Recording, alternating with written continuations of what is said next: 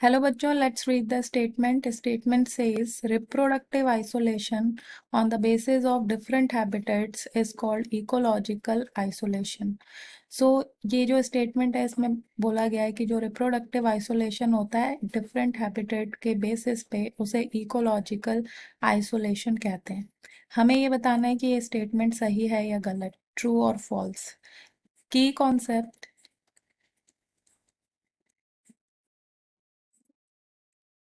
So reproductive isolation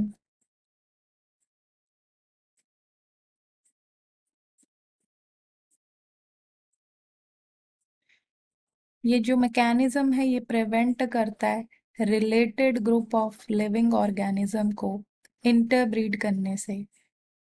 सो reproductive isolation prevents interbreeding इन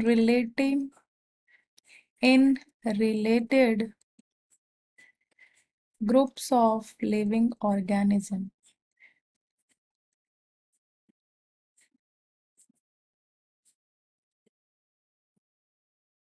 और among individuals of different population.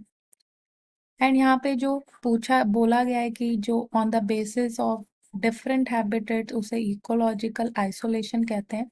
So reproductive isolation के different different mechanism होते हैं, जैसे physical barrier और geographic isolation होता है, बिहेवियरल आइसोलेशन होता है, टेम्पोरल आइसोलेशन होता है जिसमें टाइम में डिफरेंस की वजह से आइसोलेशन आता है। सो ये जो इकोलॉजिकल आइसोलेशन होता है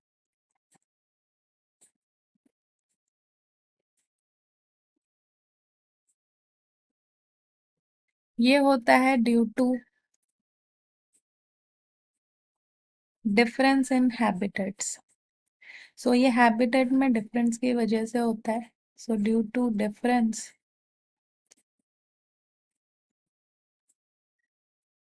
इन द हैबिटेट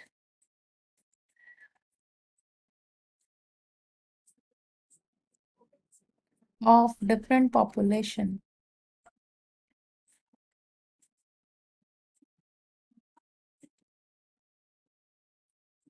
और स्पीशीज। जैसे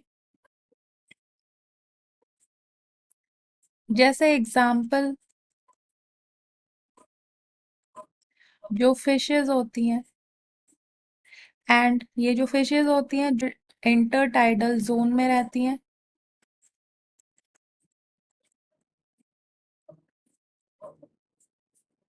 एंड ये सेपरेटेड होती हैं फ्रॉम दोज जो below the low tide mark रहती हैं।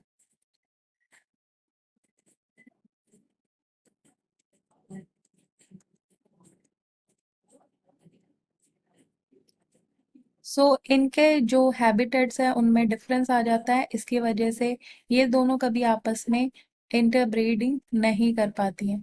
यहाँ पे जो स्टेटमेंट लिखी है वो ट्रू स्टेटमेंट है कि जो रिप्रोडक्टिव आइसोलेशन होता है वो on the basis of different habitats उसे इकोलॉजिकल आइसोलेशन कहते हैं। Hope you understood it well. Good luck.